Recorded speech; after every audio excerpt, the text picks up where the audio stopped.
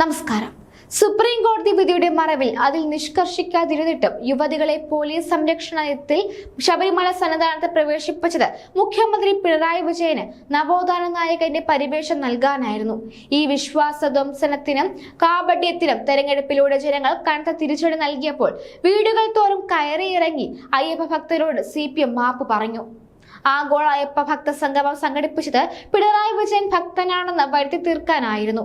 ഇത് ഒരുപക്ഷെ തുടക്കത്തിൽ തന്നെ പൊളിഞ്ഞു. അയ്യപ്പ സംഗമത്തിലെ ആളില്ലാ കസേരകളും കല്ലും മുള്ളും കാലിക്കുത്ത എന്ന പിണറായിയുടെ പ്രസംഗവും തിരുവിതാംകൂർ ദേവസ്വം ബോർഡ് പ്രസിഡന്റിന്റെ ശരണം വിളി മുദ്രാവാക്യവും ഇത് തെളിയിച്ചു. നിരീശ്വരവാദം ആദർശമായി കൊണ്ടു നടക്കുമെങ്കിലും പിണറായി ഭക്തനാണെന്ന് ചിലരെ കൊണ്ട് പറയിപ്പിച്ചിരുന്നു. ഇത് സത്യമാണെങ്കിൽ പിണറായിക്ക് തന്നെ അത് പറയാമായിരുന്നല്ലോ. യഥാർത്ഥ ഭക്തന്മാർ അങ്ങനെയാണ് ചെയ്യുക. ഇതുണ്ടായില്ലെന്ന് മാത്രമല്ല, പിണറായി ഉറച്ച കമ്മ്യൂണിസ്റ്റ് ആണെന്ന് CPM general secretary MA Baby പ്രസ്താവനയിലൂടെ തിരുത്തുകയും ചെയ്തു. ഭക്തരെ കബളിപ്പിക്കാനും അവരുടെ ശത്രുക്കളായ സ്വന്തം പാർട്ടി നേതാക്കളെ പ്രീണിപ്പിക്കാനുമാണ് ഇതിലൂടെ CPM ശ്രമിച്ചത്. ഇടത് സർക്കാരിന്റെ നവോത്ഥാന സമിതിയിൽ നിന്ന് അയ്യപ്പ സംഗമത്തിലെത്തിയപ്പോൾ ശബരിമലയും അയ്യപ്പ സ്വാമിയും രാഷ്ട്രീയ മുതലെടുപ്പിന് ഉപയോഗിക്കാനുള്ള പിണറായി വിജയന്റെ ശ്രമങ്ങൾക്ക് കനത്ത തിരിച്ചടിയാണ് ഏറ്റിരിക്കുന്നത്. അയ്യപ്പ ഭക്തർ ചമയുന്നവർ 9 വർഷത്തെ പിണറായി ഭരണത്തിൽ ശബരിമലയിലെ സ്വർണ്ണ സമ്പത്ത് മുഴുവൻ കവർച്ച ചെയ്യുകയായിരുന്നു എന്നാണ് വെളിപ്പെടുന്നത്. കോടികളുടെ മേൽനോട്ടത്തിൽ നടക്കുന്ന അന്വേഷണം ശരിയായ ദിശയിൽ മുന്നോട്ട് പോയാൽ പിണറായി പിടിക്കപ്പെടുമെന്ന് ഉറപ്പാണ്.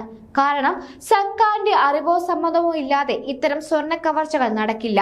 ഒരു ദേവസ്വം ബോർഡ് പ്രസിഡന്റ് മാത്രം വിചാരിച്ചാൽ ഇങ്ങനെയൊന്നും ചെയ്യാനാവില്ലെന്ന മുൻ Thiruvithamkoor Devaswom board president N വാസുവും തന്നെ എല്ലാവരും ചേർന്ന് കളനാക്കാൻ ശ്രമിക്കുകയാണെന്ന് ഇപ്പോഴത്തെ പ്രസിഡന്റ് PS പ്രശാന്തും പറഞ്ഞതിന്റെ താല്പര്യം വ്യക്തമാണ്.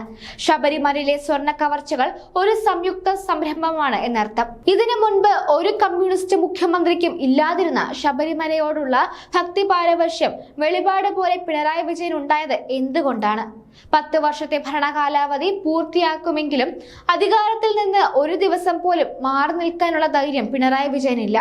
എന്ത് അഭ്യാസം കാണിച്ചിട്ടാണെങ്കിലും അധികാരത്തിൽ തുടരുക. നാണം കെട്ടും അധികാരം നേടുക. ആ നാണക്കേട് അധികാരം തീർത്തുകൊള്ളും എന്നതാണ് പിണറായിയുടെ നയം. അധികാരത്തിൽ നിന്ന് പുറത്താവുന്ന നിമിഷം മുതൽ പിണറായിയെ പല കേസുകളും വേട്ടയാടും. ജുഡീഷ്യറിയിലെ തുടക്കം വിരമിച്ച ഉദ്യോഗസ്ഥരെ ഉപയോഗിച്ചും പോലീസിനെയും അന്വേഷണ സംഘത്തെയും സ്വാധീനിച്ചുമാണ് ആരോപണങ്ങളെയും കേസുകളെയും പിണറായി നേരിട്ടിരുന്നത്. നിയമസഭയ്ക്കകത്തും പുറത്തും പിണറായി നടത്തിയ അവകാശവാദങ്ങളും വെല്ലുവിളികളും ആക്രോശങ്ങളും അധികാരത്തിന്റെ ബലത്തിലായിരുന്നു.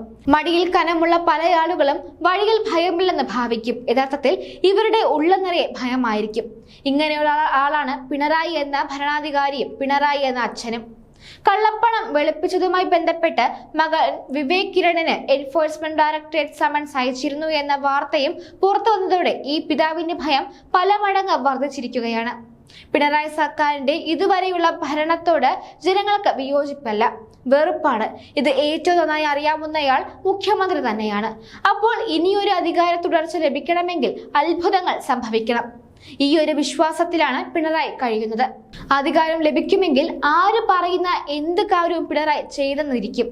അയ്യപ്പഭക്ത സംഗമവും മാതാ അമൃതാനന്ദമയി ദേവിയെ ആദരിക്കുന്നതും ഫാൽക്കെ പുരസ്കാരം ലഭിച്ച മോഹൻലാലിനെ ലാൽ സലാം നൽകി സ്വീകരിക്കുന്നതും ഇനിയിപ്പോൾ പലസ്തീൻ ഐക്യദാർഢ്യ സമ്മേളനം സംഘടിപ്പിക്കാൻ പോകുന്നതുമൊക്കെ ഇതിന്റെ ഭാഗമാണ്. ഇത്തരത്തിലുള്ള പല പരിപാടികളും അണിയറയിൽ ഒരുങ്ങുന്നതായാണ് വിവരം.